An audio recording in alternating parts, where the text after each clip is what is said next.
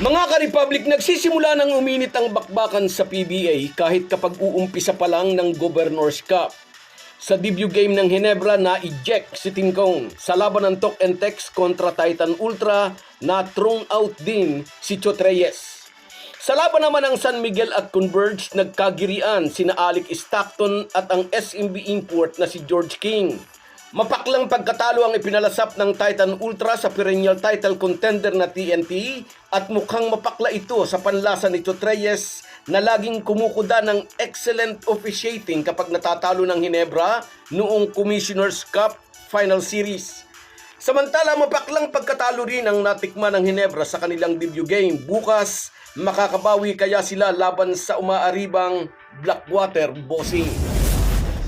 Pag-uusapan po natin yan, pero bago ang lahat ay maglalambing po ako sa inyo na isubscribe ninyo itong ating channel at kung di masyadong makakaabala ay i-like at paki-share na rin ninyo.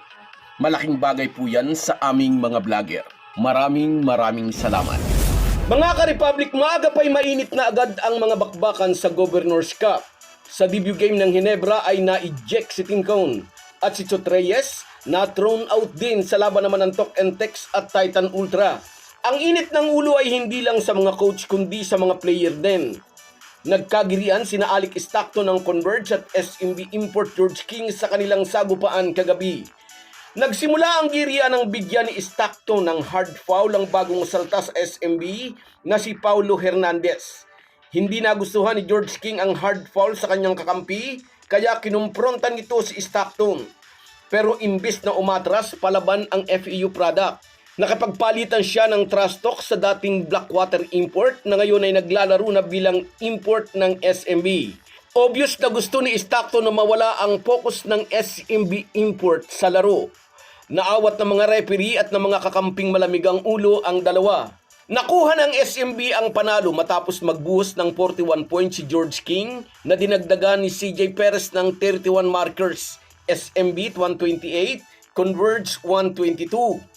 Nangunguna ngayon ng SMB sa Group A team standing sa kanilang record na 3 panalo at wala pang talo.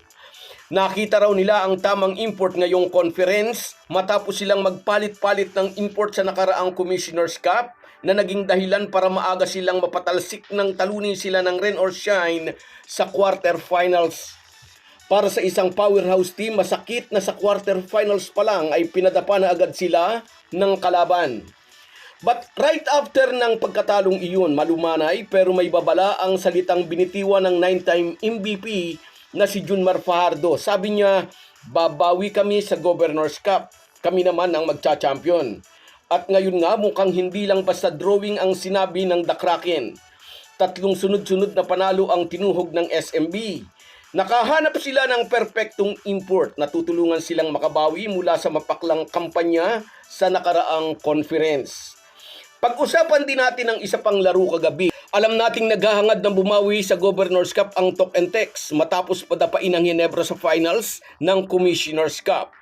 Sa unang laro nila, nanalo ang TNT kontra Macau Giant Pandas 106-103. Pero sa kanilang pangalawang laban, sinunog sila ng Titan Ultra.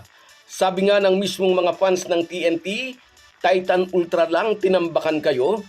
Siguro isa ito sa mga dahilan kung bakit uminit ang ulo ni Chot Reyes. Sa Ginebra, normal lang na mahirapan sila laban sa mga bataan ni Tim Cone. Kaya nga noong Commissioner's Cup Finals, panay ang kuda ni Chot Reyes ng excellent officiating. Laging isinisisi sa mga referee kapag natatalo ang kanyang team.